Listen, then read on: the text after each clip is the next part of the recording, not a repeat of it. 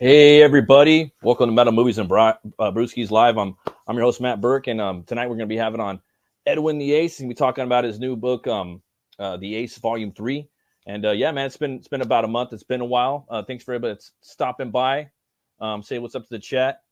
What up, Jason? Long time no see, brother. Yeah, just been working hard and working, trying to get better. I've been sick for a minute.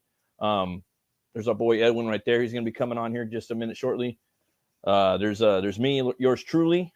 We got Quantum Age Comics. What's up, Bill? How you doing? Thanks for stopping by. And yeah, without further ado, if you guys could say what up to Edwin. What's up, man? How's it going? I'm good, brother. What's going on? Oh, just same old, man. Just working, making comics. I've been just really hitting the board a lot, doing my day job. Messing with the kids, doing homeschool. Just a lot of stuff. Crazy. Yeah, man. I feel you. How's the campaign going right now? Oh, my campaign's doing good. It's been nice and steady. Getting a couple backers every day. I think we're less than 500 now from getting funded, so we're getting close. Still got I think 32 days left. So. Oh, okay. Yeah. So it's still pretty new, man. So you should be pretty good. Yeah. Sweet, man. I actually have some pretty crazy news, man. That I got right now. It's in metal, man. Metal news. What's up, Bancroft? How you doing, brother? Thanks for shopping. What's going on, Mike? Yeah, man. If you guys are into Ozzy Osbourne and Lemmy, Ozzy's wife, Sharon, she's actually inking a deal for them to be cartoon superheroes. She says it's irreverent and funny. In a new interview with the Entertainer magazine, Sharon Osbourne revealed that she is working on a cartoon of Ozzy and the late Motorhead's frontman Lemmy Kilmister. They are superheroes, she said with a laugh. It's very funny, very, very funny. It's irreverent and funny. Hopefully somebody will buy that and that'll go out. I think she's just trying to do it to cut a paycheck, Yeah. I don't know. I think for them, I don't know, because I kind of imagine them like in superhero costumes and whatnot flying around. I think that's just kind of stupid. But if they're going to do something that's more like, I don't know. Did you ever play the game Brutal Legend, Edwin? I don't think so. No. With Jack Black? It was like metal meets Zelda, kind of. You you ride around in this like hot rod, and then you go see the metal gods. Lemmy's one of them. You go to Ozzy to soup up your ride. Yeah, and then you go to Lemmy to kill these. What's up? Yeah, that actually sounds like a fun idea. I wish he was doing that, ripping that off. I know, man. Come on, Ozzy and Lemmy, they don't need the superhero powers or anything. They're their own characters, It should just be a fun, animated, a team up, buddy on tour together or something, where they just get to shenanigans, You don't. What are they gonna do? Put on a cape, fly around after? Yeah. I don't know. It's kind of weird. That's silly. But speaking of another metal lover, what's up, Brian Christgau? How you doing, man? Gentlemen? Sup, gents? Yeah, I mean, look, Edwin's totally right about Sharon Osbourne, right? We know that she's just like a money-hungry person that controls Ozzy mercilessly. I mean, you don't need to make them superheroes. That's the thing. Yeah. And it's just now there's superhero fatigue, right? Which I really think is just shitty movie fatigue. But did you guys ever see the TV Funhouse animation of the Black Sabbath cartoon? It was nah. You've never seen that? No. It's fucking hilarious. You guys are familiar with TV Funhouse? It was that's where Triumph, I just haven't seen that skit. Comic Dog comes from, right? And it's Robert Smigel. He was making shorts of imaginary Saturday morning cartoons. Wouldn't it be weird if there was a Saturday morning cartoon for fill in the blank, right? No, that's dope. I like that. And he did one about that. I guarantee you that shit's got to be on YouTube somewhere. It's like a Saturday morning Black Sabbath cartoon. Oh, that's kind of dope, dude. It's hysterical. It's really funny. It's fucking weird that you say that. It's like the constellations united, And I was talking to my daughter and my son, and we were watching the Conan on Tubi right now, So I try to watch one episode a day, because they're good, you know. And like we were talking tonight, they had the lady on there that created it on the Conan YouTube channel, and nice. It's just cool how like you know that you could do that. And then I noticed they had a Swamp Thing cartoon with like that, you know. 5 episodes, evidently. I still haven't watched it. I just discovered. Yeah, and it's like how some things I think can lend themselves to be rated R, and then you could find like the kind of kids Saturday morning cartoon version, like RoboCop, you know, Conan. For sure. Yeah, Swamp Thing certainly. I mean, you know, when Alan Moore was doing that was a balls out, pretty brutal sometimes horror comic. Yeah. But you can make Swamp Thing family friendly. The Wes Craven Swamp Thing was family friendly. What about like Ace or Six Gun Gorilla? Do you think you guys could, in theory, make like a Saturday morning cartoon version of that? Or is that? Ace leans for like a Saturday morning, like classic cartoon superheroics for sure. Like for me, what about you, Brian? Six Gun Gorilla? Yeah. Hell yeah. Is it probable? Is there like a Saturday morning cartoon version of it out there, like floating around? In the I don't think a Saturday morning cartoon version. I know that Preston, like after he did that Iron Maiden parody cover, he wants to do a futuristic version of that. Oh yeah, that'd be sick. Bad. I don't so much, but then again, when I'm working with Preston, it's like you know, it's like women. They're the ones that decide like whether or not we have sex. That's kind of like my relationship with Preston. You know, if he pouts and says like, no, we do nothing but this, I'll be like, okay. Yeah, that's funny, man. Like for me, like I would like. I mean, I ain't gonna lie, I would definitely do a Butch Cleaver, like you know, creepy, like cartoony, like Tales from the Crypt Keeper action, you know, version, like a cartoon for kids. Fuck yeah, I would do it. Why not? Why not? I think all of our characters would be fun that way.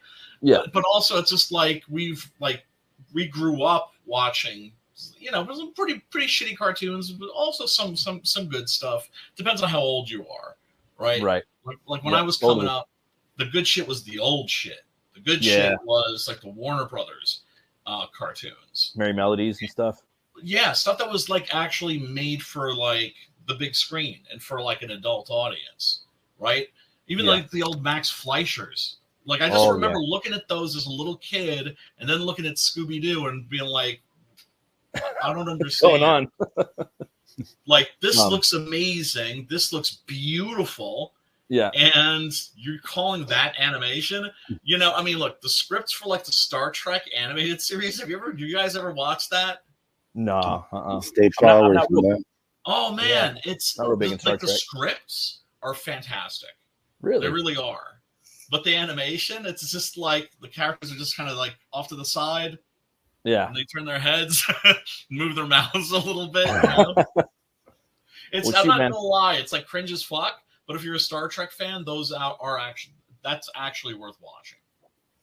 I'm not real big on Star Trek. I mean, we were talking about it the other day. Like I kind of came to me like I don't know. Yeah. Like I was for a minute, but then it kind of got like, I don't know if I like it or not. But right. Depends on how old you are too. It is kind of a generational thing, I think. Well, I kind of enjoyed it more when I was younger. I was intrigued by the different, you know, galaxies and different like cultures and whatnot, you know. And then I got older, and I don't know, I got a little bored with it for some reason. Right. Which is it's like the reverse effect. I don't know why. But speaking of properties, let's talk about something that's.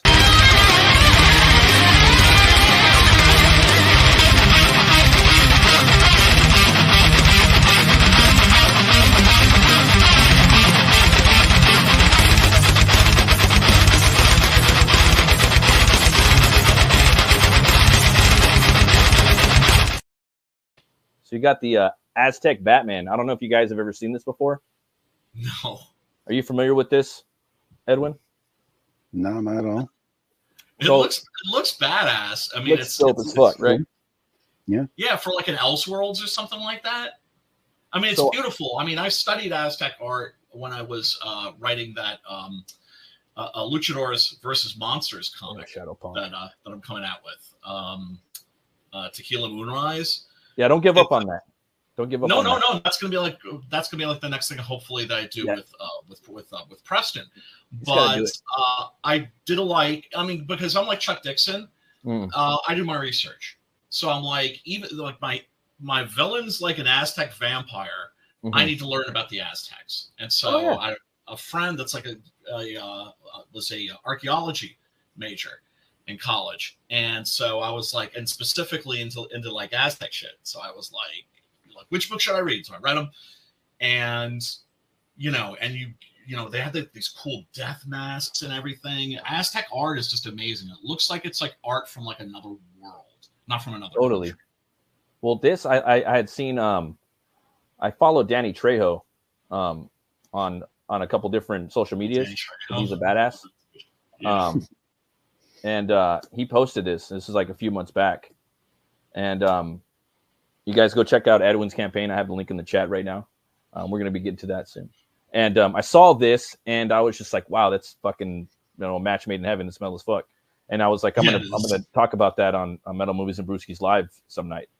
And I kind of just saved it. And I was thinking about doing it tonight, and then I saw it, and I did some more research. And this isn't a real. It was someone made it back in like 2012 or something. Of course. I thought it was too. Yeah. There's no way. To be true, and sure it was. It's right. Hilarious, And it's like a social media is a buzz, and with who might be cast in the next Batman. So they're talking about that, and then I forgot the guy's name, but right here, Kamatos, I think that's his name in part of my French, meaning death bat in the Mayan language of Guatemala, originated deep in Mesoamerican mythology as a dangerous cave-dwelling bat creature. A cult following for the creature began amongst the Zapotec Indians of Oaxaca, Mexico, and the figure was later adopted into pantheon of the Mayan Quiche tribe, and the legends of the bat god were later recorded in Maya literature. And there's some pictures of him right here. And look at that, guys. Look at the colors, right? Who does that remind you of?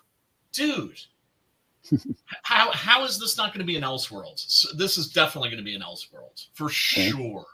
They're idiots if they don't do this as an Elseworlds. Legends of a Bat God is a dope like trade name, Cool. Also, the Elseworlds comics are fucking are awesome. I mean, I still think when it comes to like alternate versions of Batman, you're still never going to get cooler than Thomas Wayne Batman. Oh, that's sick, dude. Flashpoint. That's the best like alternate universe Batman ever, in my opinion. But that doesn't mean that Gotham by Gaslight. That's a cool version of Batman. The Russian Batman. Dude. Red Sun. There have been tons of great versions of that character, but that once again, it's because he's so simple that he can just be reinterpreted over and over again, and then doing like cross-cultural versions, Japanese Batman, Mexican Batman. Yeah, no, why not? Once again, it's the character's simplicity. And right here it says a monster bat in the Pupuvo in an ancient Mayan mythological text. Zohaha was named after was a name of a cave inhabited by the Kamazots, a monster with roughly humanoid body, the head of a bat, and the nose of it resembled flint knife. The monster was said to attack victims by the neck and decapitate them. So that's a little bit. God. And there was gigantic vampire bats that were in South America, dude, that became extinct, and they were around at that time. So there's a little bit on it right here. The ubiquity of a giant bat monster leads to many archaeologists to propose that the monsters have a basis in encounters with a real-life animal, such as a vampire bat, that is favored because of its historical associations with bloodletting and sacrifice. So there's that, but there was also one giant vampire bats. We talk about it a little bit here in 1988. Giant vampire bats. Okay, because like vampire bats are pretty much exclusive to South America, right? That's why it's always funny to see vampire bats like in like European Dracula movies and shit, right? The good stuff. But giant fucking vampire bats? Yeah, that shit's crazy, dude. Hell no! Right here it says, hell no! In 1988, a fossil of a vampire bat was discovered in the Mangas province of Venezuela. The bat was larger than the modern vampire bat by 25%, and it was dubbed the Demostheus Draculae. And it is more popular known as a giant vampire bat. Sites containing examples of it have been found in Yucatan, Belize, North Brazil, and Venezuela in 2000. A tooth from D. Draculae or Draculae was from Argentina, much farther south of the modern range of the Demodius genus. It's difficult to date exactly when D or Draculae went extinct, or if it went extinct at all. So there's some stuff to talk about right there, guys. I think that's pretty cool. It is. It is. And you know, we're speaking on Elseworlds and whatnot. Yeah, he likes the smoking skull stuff is crazy. Yeah, it is crazy, man. Yeah, I was checking that out, and one of the things that Gunn's doing that he kind of spearheaded a little bit was that. So they are in fact coming out with that. It's been in production for a while, and it's this Batman cartoon coming out. So this is it right here. Oh, that's the new shit. That's the new shit that they just dropped a trailer for. I am very, very hopeful for that, because like the DC animation in the last couple of years has not been up to snuff. Like the last maybe 5 years or so. Yeah. Because that's like the one place. It's like Warner Brothers live action. They don't know what to do. They should have just gotten the people that do the animation to do the live action. If they weren't idiots, right. And that's never occurred to them, because the fucking animation. I mean, my God, it's just like I looked at like a folder on my computer of like how many animated movies they've put out over like the last 25, 30 years, and how many of those are like really, really good. It's amazing. And they're saying in this right here, he's going to be a little bit more like Bruce Lee rather than Arnold Schwarzenegger, so a slimmer Batman. I think these are pretty dope designs. You got like Two-Face Conquistador right here. You got like a priest Joker. I think Batman looks pretty dope, but they fucked up on his face. They need to be covered. You can see his face. That's pretty stupid. Yeah, that is stupid. He needs to be able to hide his identity. Yep. But there's a whole new Batman in town, despite the familiar name of the upcoming Aztec Batman, The Clash of Empires. It will introduce a new hero, assured its team during the riotous presentation at NSC, overseas by Warner Brothers Animation in DC. The film is produced in Mexico in partnership with Anima and Chatron. This is a bold project, admitted director Juan Meza Leon, joined on stage by character designer Maverick Nunez and art director Diego Olascoga, pardon my French or Spanish. So this is a Mexican production. Yeah, so it should be pretty cool. That's interesting. Yeah, it's promising an alternate take on the Spanish conquest of the Aztec Empire, but also opening up about its protagonist's surprising yet apparently historically accurate look. No big jaw, no big shoulders. We talked about that a little bit. And we wanted to be true to the story what we were telling. We wanted to hire an expert on Aztec stuff. So the word you were going to keep hearing is authenticity, even though it's fantastic. It's a fantastical story.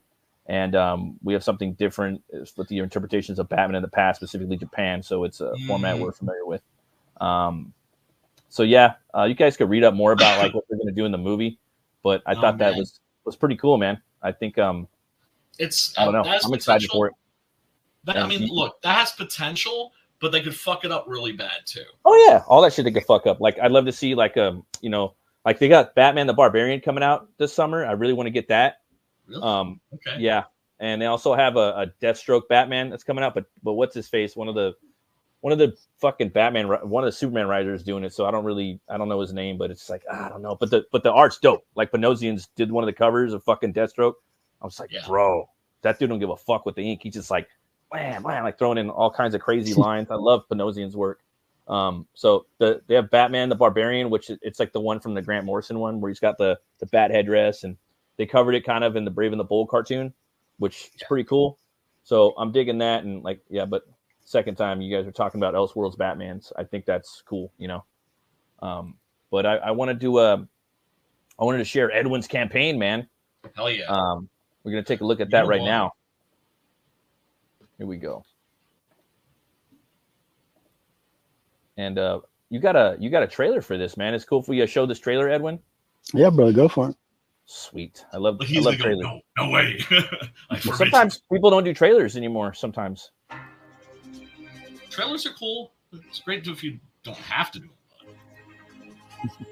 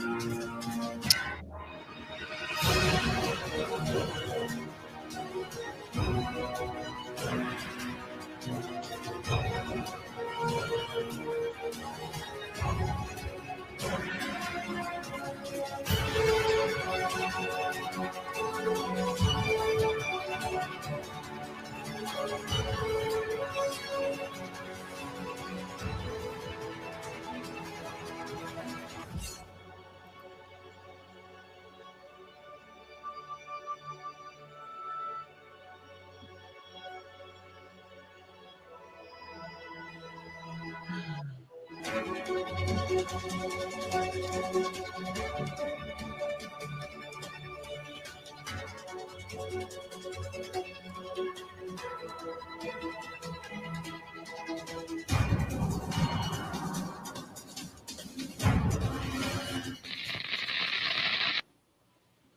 a dope ass trailer, man. Yeah, thank you. You might want to reload. Oh, let's see here. Okay, here we go. Yeah, man, that's a awesome trailer. Yeah, I just backed that shit, by the way. Oh, awesome. My apologies. I realized I was just like, damn, I never backed Edwin's books. I mean, it was probably because I was a broke ass bitch at the time. So I'm glad that you have like a catch up tier.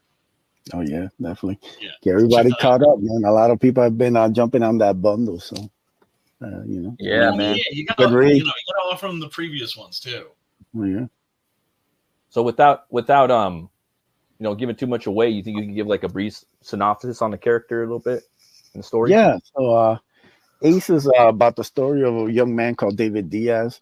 He's just graduated college. He's trying to figure out what he wants to do in life. And one day, by happenstance, he comes across the remains of a shooting star. And what he finds in the wreckage gives him the ability to transform into a powerful armored hero. And now, unknown to him, he's become the most sought-after object in the entire universe, as aliens from across the galaxy are looking to take their armor for their own agendas. And basically, in Volume 1, we meet David, and he meets his first kind of alien, which is Akula, the giant shark alien. And that leads to Volume 2, where Ace meets some more aliens called the Godless. The chick with the white hair, Desi, right there, she's part of the Godless. They basically convince Ace to go back to their home planet to get some answers.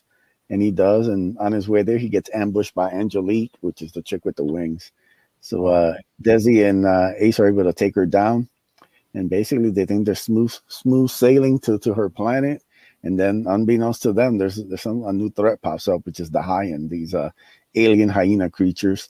They have this bunch of ships that have found the Ace, and they want the armor for themselves. So now Ace has to call on Akula and Angelique to help him fight off the Hyen threat. So it's a fun team-up issue this time around. I think it sets up everything that from the first two issues kind of pays off in this one in a really fun way. And you see that amazing Dan Dahl cover right there. It kind of tells you the whole story.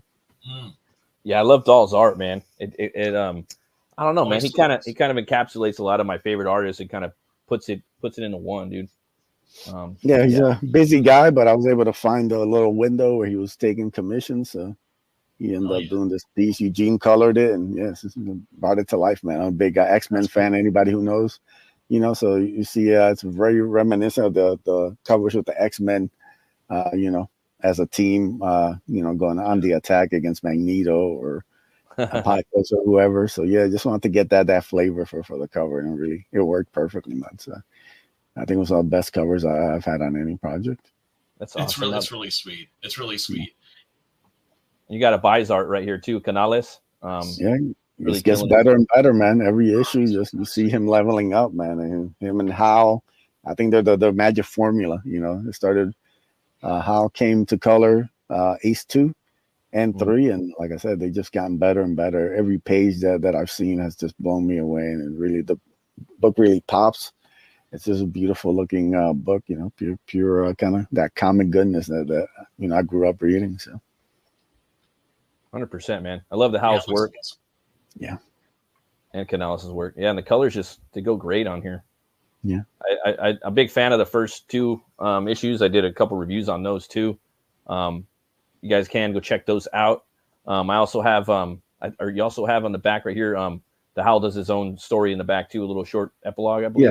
Yeah, every Ace issue has an epilogue story that's going to tie into the main story down the road.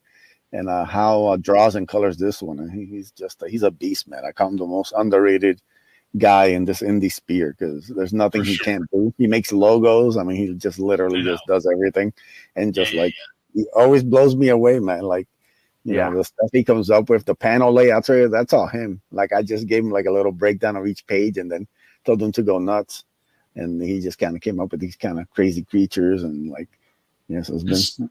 The storytelling's really good too. Yeah. That's always essential. It's like the art needs to look cool, but it's he really delivers in the storytelling department. He's fast too. Like I think like you're saying, I agree. Like he's like the most like underrated guy in the space by how fucking fast he is, dude. It's like he's a big inspiration on me, just like to see the quality of work and the nuance and like the just the way like he nails like just basic, because I follow him on Instagram too. Like he does like pop art and different types of movie characters and things like that. And I've seen him go pretty quick. Like things will be like kind of like a new topic, and he'll have like a cool little like drawing of it like within like a day or something, and colored and boom, like damn, how does he do that? He's so good. I remember he did like one for I think Camel Moon. I think he had the best piece, dude. It was for I don't know if he won it, but it was him and Preston, dude, and it was just like I think they were like the tie, you know. But him, yeah, they're just as good. You got a toy figure right here, huh? Yeah, man, I got a little Ace retro figure, as you can see. Nice. Based on the old WWF Hasbros. Yeah. Gonna blow that shit up, son. Guy JP Customs hooked this up. Hand painted 3D figures with the removable helmet. Let's see here. Whoa. Yeah. Dude, that full screen, motherfuckers, full screen. Showed up to your stream being all fucking bossy and shit. There we go. Okay. That's fucking dope. I love that the helmet comes off. Yeah, it's when he told me that, I was like, man, this is be the sickest thing ever. Like, you know, it's pretty sick. Yeah. It's pretty sick. But yeah, like it's, you know, there's I think there's only 4 left. So if anybody wants them, this has got a basic articulation, like I said, like the old Hasbros, you know. That's dope, dude. Yeah, and like I said, the take off the helmet. Got to be a little careful with it. But what? That's like that. That's like that Han Solo one, dude. Like from the Cracker Jack box where you had the. I love like you know the details and everything is super. You know, the expression on his face. Yeah, that's dope. It's like he looks like somebody's spitting off more than he could chew. He has. I think that's right from one of the panels he took the face scan from. Oh wow! He gets one of that's I think probably the first issue when he sees Akula. So yeah, it's just a lot of fun. You know, we're very limited. Hopefully we can sell these out and get some more done for Volume 4. Nice. Oh yeah, man. I think he captured Canales' art like to a T on that. Yeah, he did a great job, man. He's a super talented dude. And yeah, those blew me away, man. I have them all in hand because I had them done a while ago. Dude, you like, you know, just my thought. You should have a picture like right next to it of like the helmet removed.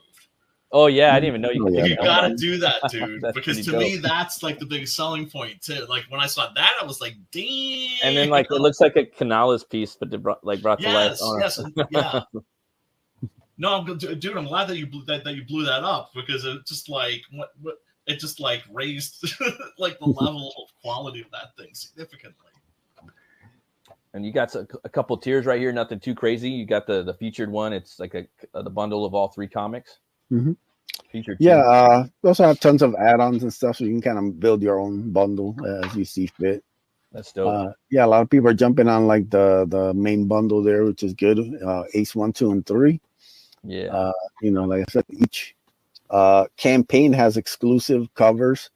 So like if you like this Dan doll, this is the chance to get it because once the campaign closes, that Dan doll that's gone for good. So it's done, son. And if you want, you get the PDFs right there, Volume 3, PDF 2, PDF 1. You can also get the Ace Comic 3 book right there. That's the one I got because I already have the first 2. And then you got the Ace Volume 1 third printing, and that's the thing too, man. Like you do different printings for each campaign. Like they're very collectible and exclusive. I think you really capitalize, like you in particular capitalize on the market. This market that we have is people want collectability, and you really offered it with your books. Yeah, definitely something I'm a fan of. I like the exclusivity of things, so I definitely try to keep that same thing for all of my campaigns. You got the Ace Volume 2 second printing, Ace Volume 3 blank sketch cover. Damn, for all you artists out there. Yeah, I was like, damn, I gotta go. Shelby helped me design that one. He did the Bloodbone sketch cover, which came out sick. Oh yeah, that shit's sick. Solid. Yeah. And you got the dude, you got the packaging too right there. That's sick. Yeah, man. they're all denumbered and everything. Like there's only 10 of them. So damn, you only got 4 left. You hear that, everybody watching this now and on the replay? Go check this out. And then you got the bundle 1 and 2. You got a couple Shelby cards left. Only one. That's it. Last one. Joe Ball one. It's actually my favorite card. I'm surprised it hasn't been snatched up yet. The Desi card. I think it's a beautiful looking card. So yeah, it's the last sketch card left. So send that out. At 25. I might have to get some more artists commissioned to do some more. Yeah, totally right. Oh, yeah. 25.73. Now you're at 26.63. So at 66 backers, looks like you picked up one. So hell yeah, man. Yeah, and I'll say, since Brian backed on stream, he'll get the exclusive bonus art print that we're doing for all backers who back. It's only available during live stream. So damn, you can't get it during the campaign. So got a little backer bonus right there for. And I got the link right there in the chat, dude. For anybody that wants to back the book, come check it out right now. And then we'll check out the campaign too in a little bit right now. I don't know about you guys, but I feel like hunting some monsters. Let's see what we got right here. Got something special for y'all.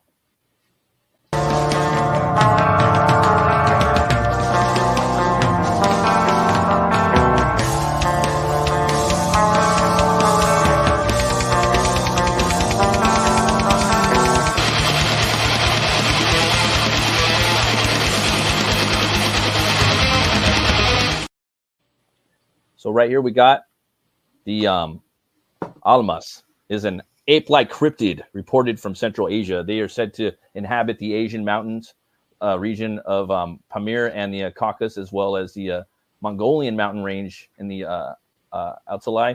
Sightings of the Almasti date back as early as the 15th century. And so it kind of looks like a Bigfoot, you know? And yeah, dude.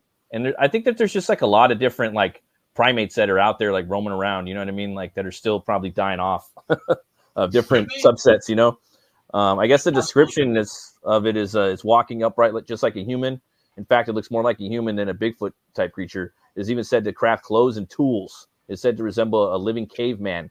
Their bodies are covered entirely with thick brown to reddish brown hair. Their facial region remains uncovered, but patches of the skin are dark. The skull structure of the Almasti possesses a protruding brow ridge, kind of like a Neanderthal, slanting forehead. Brow, Martian Manhunter thing. Yeah, it's got a flat nose and a large protruding jaw. 3 feet and 3 feet and large, and their fingers are long. Their appendages are completely covered with hair except for their hands. And Almas is a Mongolian word for wild man. The plural Almasti is derived from Russian, while the other variations of the name Almasti, Almas, Slar, Bunha, and Okichi, which translate as the name of a forest deity in the West Asian regions, such as the Azerbaijan and Georgia.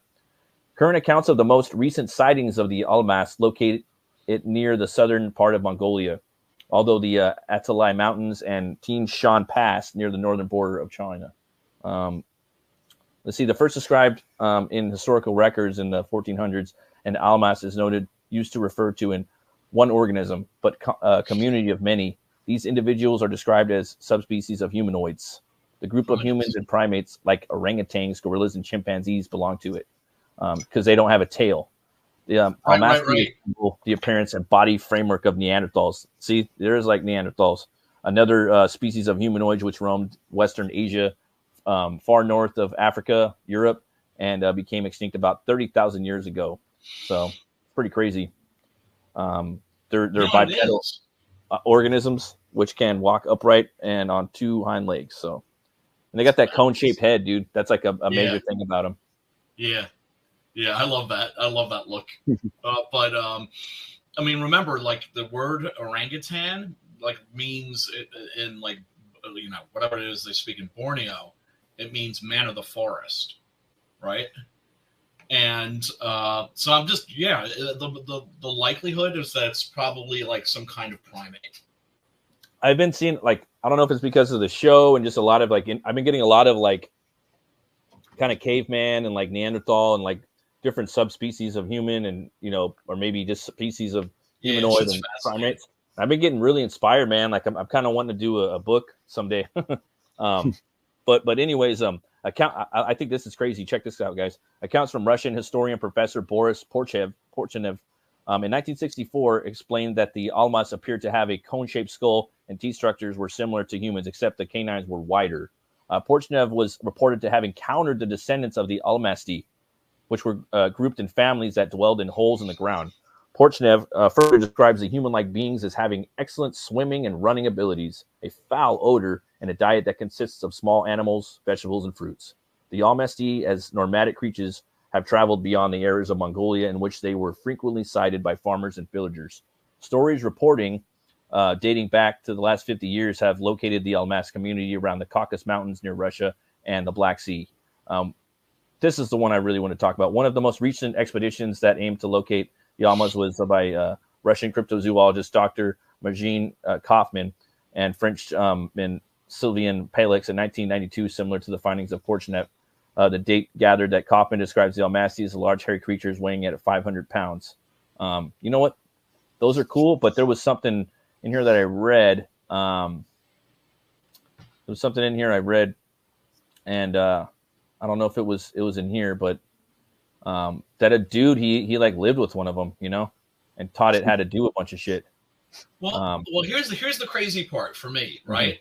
Is if it's true about the running and the swimming, that would make them like more closer to us than the like chimpanzees or gorillas or bonobos or orangutans, right?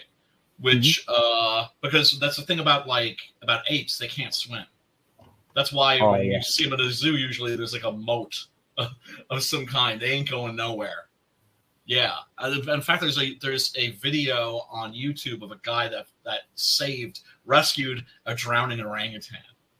That's crazy. Yeah. I guess I don't know if I read this. I probably skipped over it, but it said a local man had 4 children. One.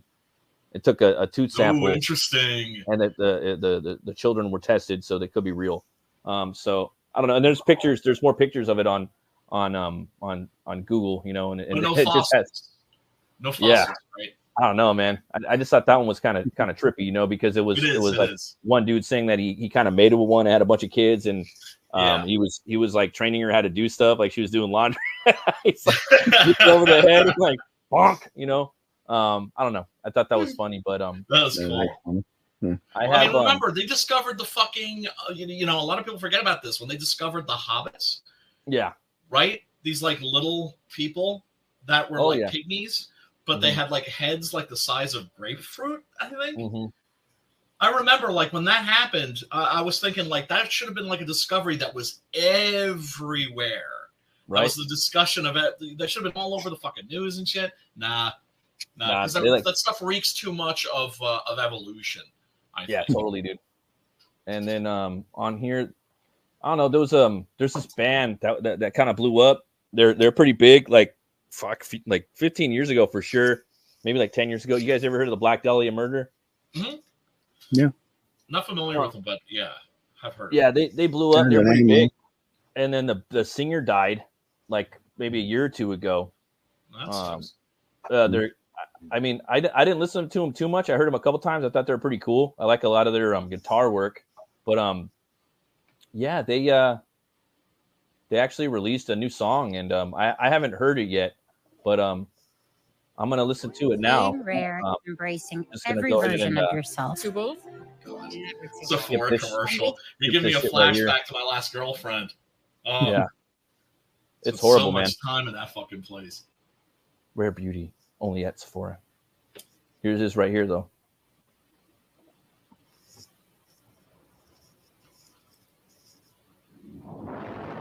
Ape called man.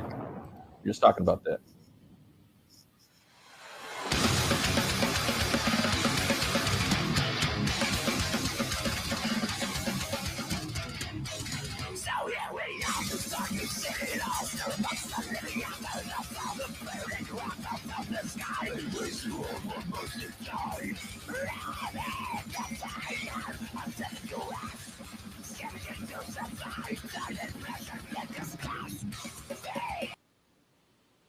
Oh shit.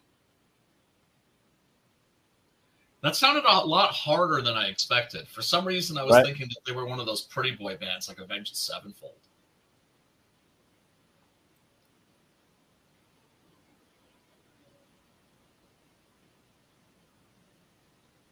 What the hell, yeah? Right. You freeze up? What the fuck?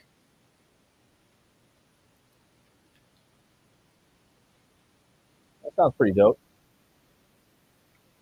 Wait, let me leave and come back. Yeah, I think the audio cut off. There it is.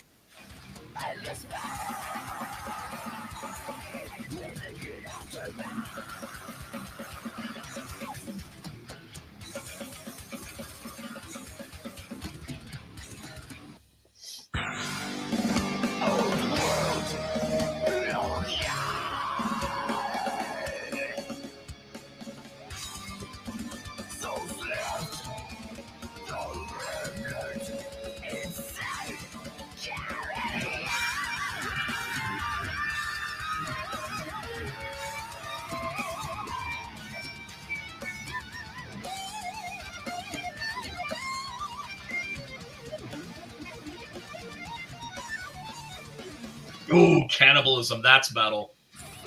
You get much more metal than eating, motherfucker. No. Survival metal. Oh, really? I don't know. Well, the Bible is very metal. Especially the Old Testament. Survival metal. Oh, survival metal. I'm sorry, I thought you said Bible metal. No. You idiot. Yeah, there's Bible metal. I'm sure there is. Yeah.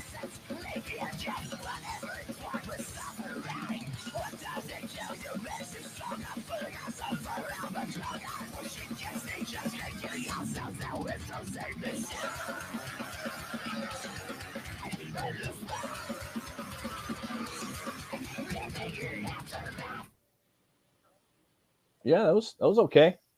Yeah, man. It actually kind of reminded me of a music video by a band called NFD. I don't know if you probably haven't heard of them. Called Left Behind. NFD, they were like a band that was comprised of people that used to be in Fields of the Nephilim, which is like one of my all-time favorite bands. Oh, okay. Gothic rock band. And so they goth metal.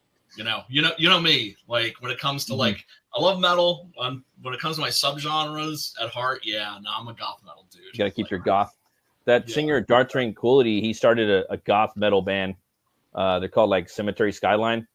They're pretty dope. I'm gonna show them probably next time I do a Saturday show. But it's just all clean singing. He sounds like Depeche and Typo Negative. Nice. Yeah, it's pretty chill. I want to do a little baby show right now for a couple people. Let me show you guys real quick. Everyone that's watching. And back the ace, bitches. Back the ace, bitches. Don't snooze. Don't snooze. You will lose. Let's see here. And this one is for I did a little print for these guys, and their campaign's almost funded. This is Magnificent Bastards, and everyone that backs is going to get this print by me. And in the story, the main character Monty, that's him. He's like this. I don't know, the writer James is going to do like 30 issues of this, but in here, like the main character, he goes to different worlds, and it's kind of told through different TV shows, throughout like the 80s. And so in here, me and him were talking about this piece, and he wanted me to draw different versions of that character from different timelines, so I kind of got like like a Batman version up on the roof. I got like a Solomon Grundy one, a werewolf one, Matrix one, like a lot of different ones. I got a little John Carpenter's kind of inspired one back there, like the Thing. I got a female version, a barbarian one. I drew a bunch. I got a bog monster one down here. I did a bunch, and then he wanted me to swap out their heads. So one of the dudes is like a Viking, so I gave him this chimp or this monkey, and it was just a fun piece. I have I got the link right here. let's see here. I think it'll take us right to the campaign. And let me see here. I don't think it's taking us there, but I'll go ahead and drop the link in the chat. So these guys are almost there, I believe. If you guys want to check out their campaign, I'll probably have them on the show eventually. Yeah, you can. I just get like a really great like underground comics vibe from that one. Yeah, that's what a lot of people were saying. Let's see. Here's the Magnificent Bastard link right there if you guys want to check it out. They're on Fund My Comic, and yeah, man. I think it's that time of the show where we have people do a little guessing. Brian will probably jump back in, and this is the decode. Black Metal Decode.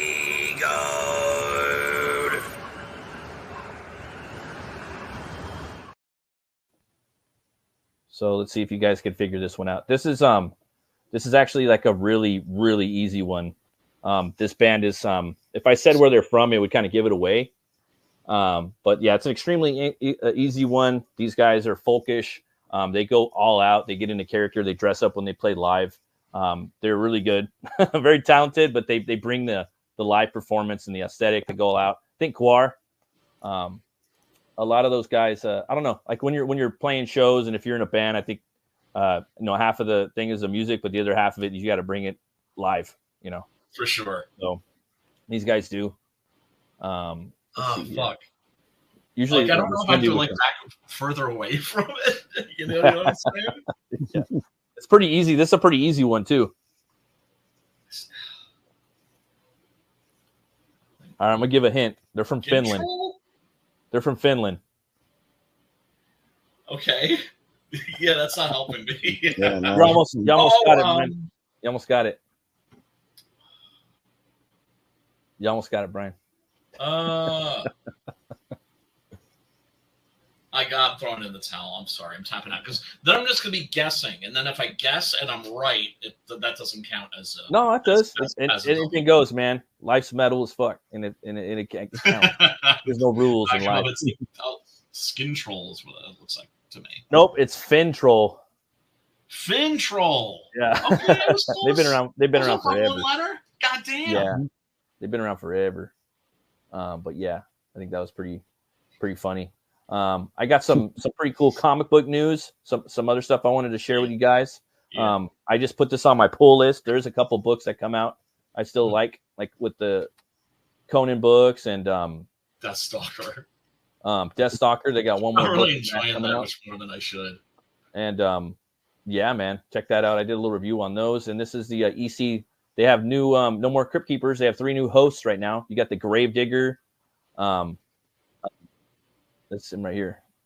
The Gravedigger, the Tormentor, and the Grim Inquisitor. Sorry for the ads, but yeah, there we go. I love the art in here. Very Bernie Wrightson looking killer. Yeah, no, the art looks cool. Yeah, I don't sorry guys. know why if they really needed to create new characters. It kind of, I mean, look, I mean, it might not make a difference. Ultimately, it's going to come down to whether or not the stories are any good. I'm just curious, like, what kind of a tone they're going to go for, right? Oh, yeah. Like, if they're going to try to make them like, the morality plays of, like, the old DC comics, or if it's going to be more of, like, a Warren thing, or, I mean, I don't know. I have no idea. And I put it on my toolbox. And they're doing a sci-fi one, too. But, oh, nice. Yeah. I picked up the forgot the name of their line. It's something like Epitaphs of the Abyss or something like that. But it's funded by Max Gaines in 1994, taken over by son William Gaines later that decade. EC Comics is one of the most legendary names in horror. Let's see here. Let's see what they got right here. Gone are the Crypt Keeper, the Old Witch, and the Vault Keeper being replaced by new hosts. A new generation. The Rap reveals its exclusive report today. The 3 host design are Dustin Weaver. That's the artist. It's pretty awesome. Gravedigger, Tormentor, Grim Inquisitor. What we've tried to do is so we can create new horror hosts who aren't Xerox facsimiles of the original trio. Only president and publisher Hunter Gorison tells the state in the same way that we're trying to create books that exist in a spiritual lineage with the original EC canon without directly replicating it or creating some sort of nostalgic simulacrum. Epitaphs of the Abyss, there we go, is the title of the very first horror series from the relaunched EC Comics label, and it's releasing in July. Cruel Universe will follow in August. So I don't know if Cruel Universe is going to have them or if they're going to be on the other one, but I'm definitely looking forward to it. I love this art right here. It looks pretty cool. Especially like the one on the left. That looks dope. And I love that cover. I don't know. What do you guys think? Yeah, art looks cool for sure. It looks good. It looks good. I don't know. I'm reserving judgment. It looks cool. The art is really good. That's for sure. Yeah, definitely. Right? Definitely. And, and then there's a bunch of writers in there too. I don't know that they're just doing this to make the characters more diverse. Mm-hmm. Do you know what I'm saying? Like, I kind of get that feeling that that's what they're doing here. Yeah. If the characters are good, then it's cool. It's all good in the hood. Yes. I mean, I don't know. It's just I'm used to being disappointed.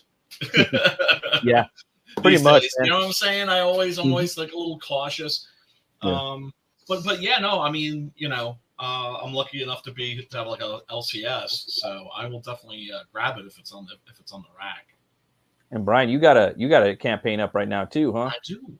You just got you got the 19 backers. You've been going for you started on Friday. We're on Thursday, so you're two days in. People can come pick up this book. You want to talk a little bit about this real quick while you're here? Yeah. I just want to apologize right off the hand because before I came in, I did kind of polish off the rest of the Fragged J. And so if I was a little loquacious, I apologize. But yeah, no, this is the end. This is the end of the Six Gun Gorilla Long Days of Vengeance arc. This is going to be a trade paperback that is going to collect issues 7 through 10, and so you can get the volume 2 trade paperback if you already have the previous one. You buy volume 1 and volume 2 together. I knock a couple bucks off the price. If you're a floppy person, we got floppies for you. We got a digital pack if you're from overseas and you don't feel like paying like $28 for shipping and handling. Who could blame you? Mm-hmm. And what can I say? I'm actually thinking. Preston has finished the pencils for all of issue 9, and he's into issue 10. So I'm hoping I can get this to people realistically in September. I'm thinking possibly, right? Yeah, hopefully. And this is going to be the culmination of a 12-year journey, and needless to say, I'm excited about that. And like I say, if you're an Indiegogo person and you only have backed on Indiegogo, I've got the trade paperbacks there as well. But if you want the cool shit, you want the fly shit, the exclusive shit, you have to go to fundmycomic.com. Sweet, man. It's really easy to create an Fundmycomic account. Just take you a minute, and you'll be supporting indie comics in a big way. And I got that link right there. You guys go over to Fund My Comic and back there. You can support indie even harder right there. And yeah, man, that's pretty strong. First couple days, Brian. That's good. Yeah, it's not bad. Our boy Michael Bancroft had me on. Much love to him. And I'm gonna be I'm gonna be promoting over the course of like the next couple of weeks. Brother, welcome to the grind. Gotta find it. Well, back to it. Grind it. Yeah, never stops. Never stops. Yeah. I mean, look, we have to hustle, right? We have to hustle. We understood that when we got into this. But that's what we need to do to make comic books, and that's all we're trying to do. We are honest, sincere motherfuckers that just want to make good comic books and just put them in people's hands. Making comics great again, man. and just Yeah, making man. comics, Yeah, man. just straight up Hey, making comics again. You know, like they're just making the comics, and you know, those scrappy better, indies, man. those scrappy indies, toiling in the underground, man. Yeah, Toiling in I'm the better by underground. getting books in people's hands. You know, it's a oh, beautiful for sure. thing. I Yeah, gotta. so I'm just grateful to you know, that people like my shit, Oh, for sure. like my book, and you know, let me make comic books. That's you know, we're in a very privileged position in that regard, I think. Hell So, yeah, I can't yeah. wait. I've been working on some pages and some stuff too, and I have the Puritania, that little something that we're doing, yeah, and I love what I've seen so far, and yeah, that's gonna be some fun shit. That's gonna be us just going off. Me, you know, once again, it's like when I know the artist that I'm writing for, that always helps because I can, you know, write to their strengths, and also, you know, give them opportunities to draw the shit that I know they love drawing. So yeah, no, it should be pretty dope. Should be pretty dope. Yeah, I should have some pencils for you in probably next week. Sweet. Pretty fun. The next page. Sweet. Speaking of stuff kind of from that era, I know what I'm trying to get the wife to let me go out on Christmas Day. Yeah. But if not, you know, maybe I don't know. But here's something I wanted to show you guys. I don't know if you've seen. Oh shit! Oh shit! Oh snap! Damn, you've really got a boner for this, don't you? Yeah. A little bit. Yeah, I'm digging it. I like what I see. Come to me.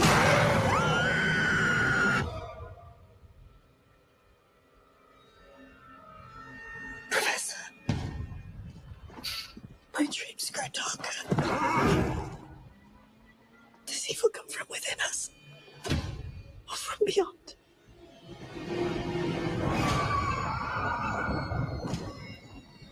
Hell yeah. Looks like Braun Castle. That's a real castle, I think. In Hungary. Really? Mm-hmm. Well, we know that Eggers likes to shoot the camera. He is coming to us. Oof. Renfield. I like how they're leaning into the rat stuff. Who is coming to my child? Yes, and that they're not CGI rats. That helps. The fucking dread, bro. Dread.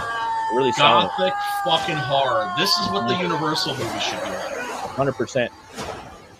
He's got hair. That fool's got hair if that's him. We are here encountering. Well, Max Shrek did too, but it was all behind his ears. I love that shot. Yes. It's scary. Yeah. Nosferatu. Fuck yeah. Bringing back the Gothic jams, man. Hell yeah. Hell yeah. I don't know. What do you guys? So Brian's down. I don't know. What do you think about that, Edwin? You check that out or what? I'm not really a horror person. I think like it's hard for anything to top like Bram Stoker's Dracula to me. So, but you know, if it's good, I'll definitely give it a shot because it's been slim pickings for the last couple of years, man. So I'm looking for anything at this point. I'm like, hey, if it's good, send it my way. Let me know, you know. Like for me, that's Brian, thank you for sending me the Bram Stoker's Dracula movie adaptation comics. I'm not going to open them. No, I'm not going to open them either, man. So it was a pleasant. What? Oh, they're just motherfucker! You motherfucker! I sent those on it. Crack those open, brother. Crack those open. I sent those on the assumption that you would fucking open them shits. It's like somebody gets an action figure and like I'm not taking that. I just like fuck that. They're meant to be played with. Take that ace out of the package and pose it. It's like, it looks so good. It looks so good in there with the cards. But God damn it. No, I'll probably will crack them open.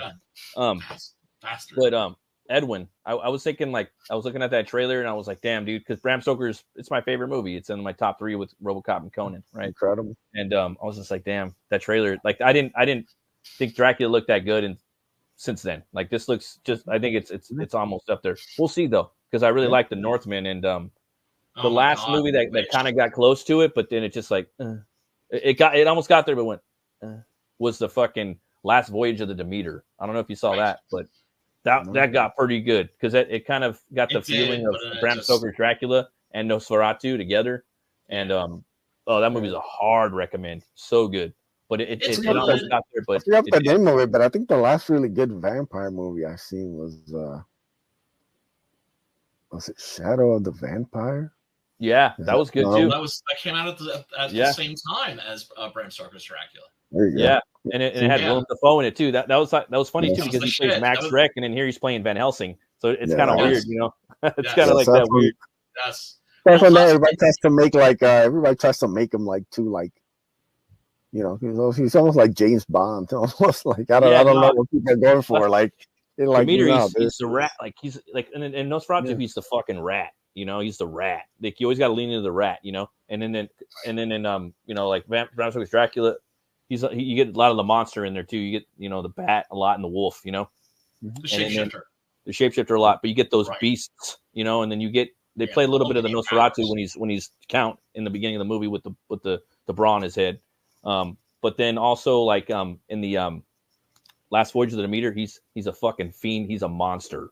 The whole movie's a fucking monster. He only says like something that can't pass as human. Yeah, he only says like 2 words in there. I highly recommend it. I can't wait. I'm actually gonna go fucking watch that movie right now after, because it's on Prime for free. It's really not bad. My wife hasn't seen it, and I could probably let my daughter watch it too. It's not even that bad. It's just scary. You know, I'm letting her watch the scary shit. Blood Vessel was fun too. We watched Solomon Kane the other night. Fucking dope. We watched Solomon Kane the other night. It didn't really have any like stuff in it. It was just scary and like she could watch the gore and shit. I don't care about the gore. That doesn't bother me. But age appropriate, like I said, age appropriate horror education. Start them out on the Universal movies, bump them up to Hammer Time. You know how it goes. Exactly. I wanted to show, since we're talking about horror and the homies. There's one more campaign I wanted to show that I'd like for you guys to go and sign up for. Everyone that signs up and backs, they're going to get a painted trading card. Okay. And this one's also written by one of our guests tonight, Brian Christgau. Yeah. And this is it's illustrated by Preston Azevedo. And this is the Hell Knight. So I don't know, Brian, if you want to talk about it a little bit. Yeah, brother, you got to share this around, man. The first time I'm seeing this, and I see everything. I know. I've been terrible. I tried to make a point on Michael Bancroft to pimp this, because Preston is not a pimper. He is like a head down. He'll disappear for months, and you'll be like, "Oh, Preston's still here." yeah.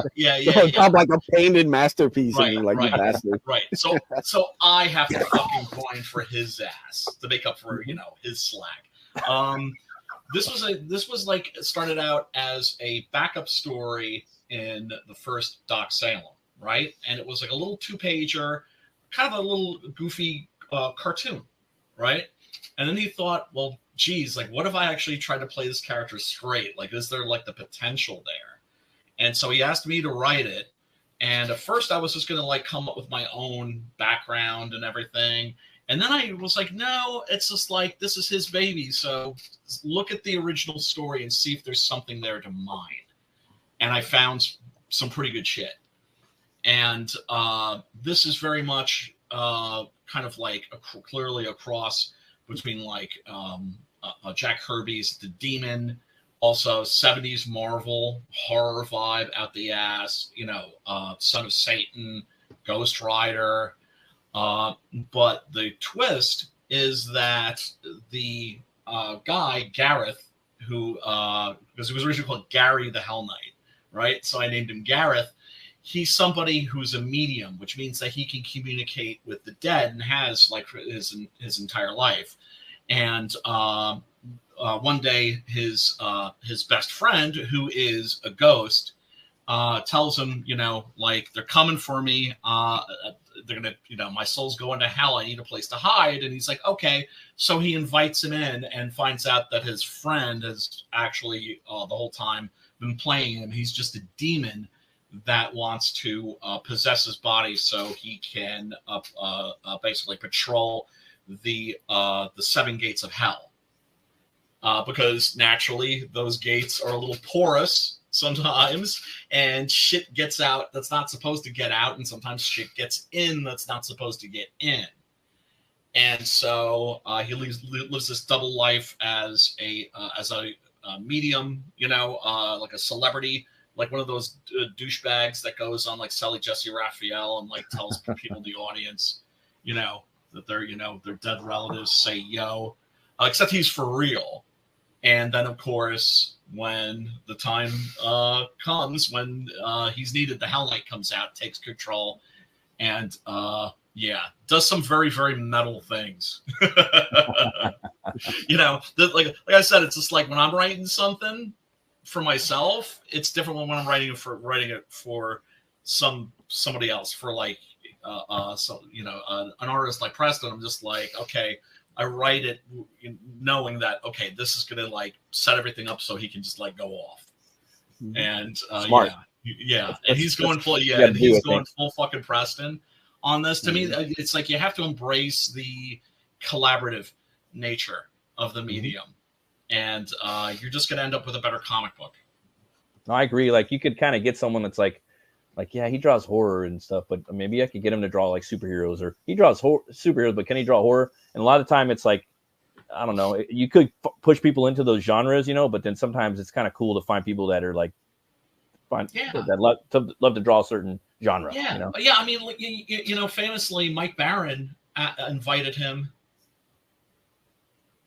to what? Do fucking Florida Man. Oh yeah. Right.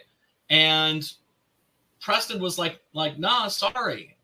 And Mike Baron's just like, Preston Acevedo was born to draw Florida Man. He said that on the stream. And I was just like, yeah, but Mike, you have to understand. He doesn't want to be drawing like the Trailer Park Boys. He wants to be drawing like demons and like orcs with giant fucking battle axes splitting their fucking skulls. He wants to be, the main word that comes up for Preston is gnarly. Metal. Yeah. Gnarly. No. Gnarly and metal. Yeah. So I try to give him lots of gnarly shit to draw. Well, that's cool, man. I can't wait for that. I know Preston. I can't wait for this. I know Preston doesn't want anybody to sign up for it because the more people that sign up and back, that he has to do more fucking painted trading cards, and so that's just more work for him. As an artist, it's like, as an artist, you want to have you want to be working on a lot of different things. That way, your creative electricity just keeps charging all the time. Yeah, but sometimes it's like a lot could be a lot. But yeah, guys, come over and sign up for these books, back these books. Come over and check out the Ace. I could tell you, man, like not just because these guys are my homies, but they're fucking dope books, man.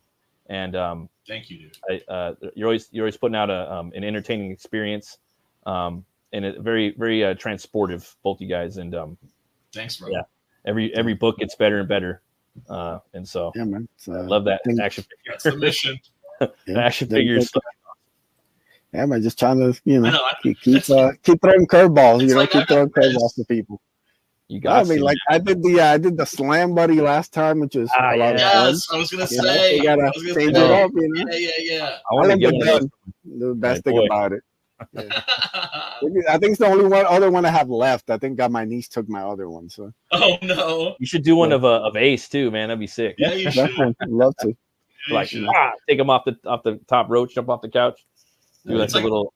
It's like I got this thing, but his fucking helmet comes off. Yeah. No, the expression on his face. I was just like, fuck. Well, only that, it's like it's Canala's art, dude. It's Canala's, dude. Like, it's really that's cool. why I want it. Really cool. I love Canala's art. Yeah, me too. Me too. Yeah. He's a major talent, and that's the thing in this scene, man. We have the talent and we have the heart. I have to check out Iron Sights by your boy Zach. I haven't checked out that. That's like the trilogy I've been waiting on.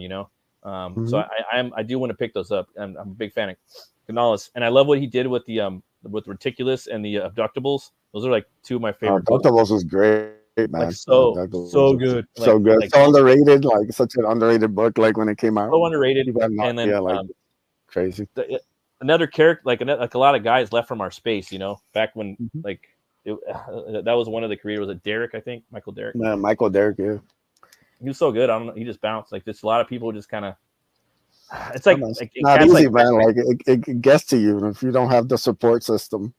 You have to, man. Like I said, if it wasn't still for the Hardline guys, like I would have dipped out too, probably. Yeah, they kept me sane. And I try to keep them sane. We try to keep pushing each other. Got to keep everybody sane and on point. Yeah, man. Look, that's the whole point of community, right? We have to encourage each other. Yeah.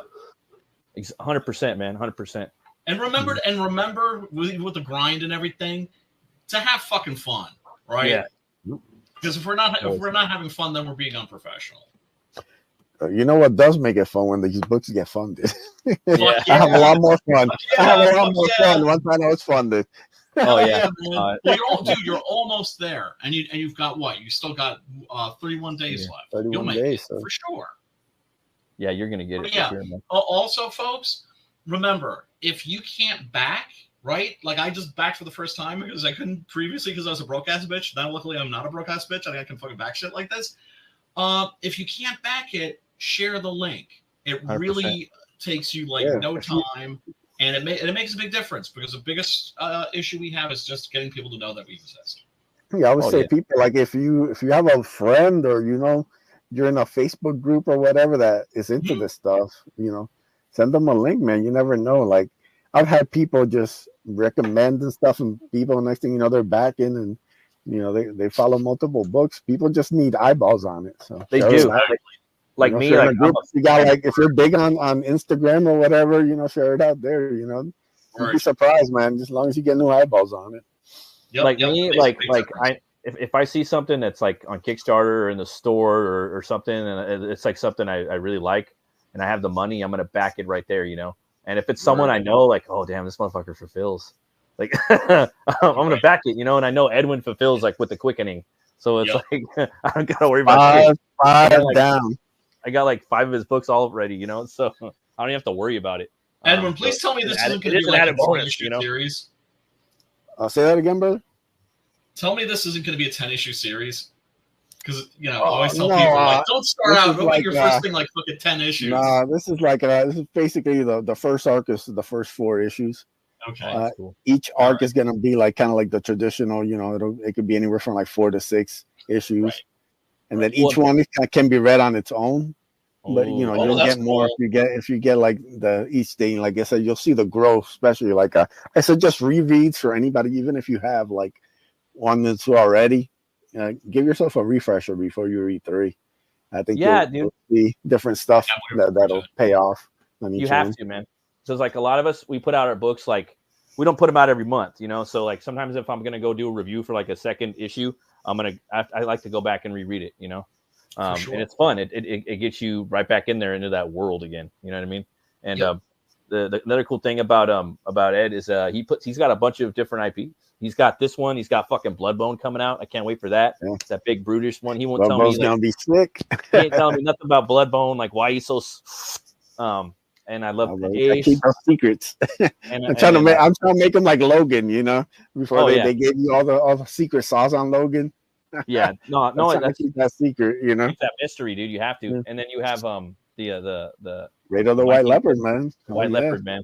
That shit's fucking dope, and like what you're doing with that, it's so tight that like you can't really talk too much about it. You know what I mean? Like it's like I read it too, and I was like, oh man, like there's a lot of stuff in here, like one little thing, and it kind of.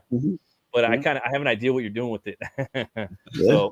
I like that, man. Like I said, I might be doing a second chance for that one. I think it kind of went under the radar. So I give people a chance to get caught up before I do book 2.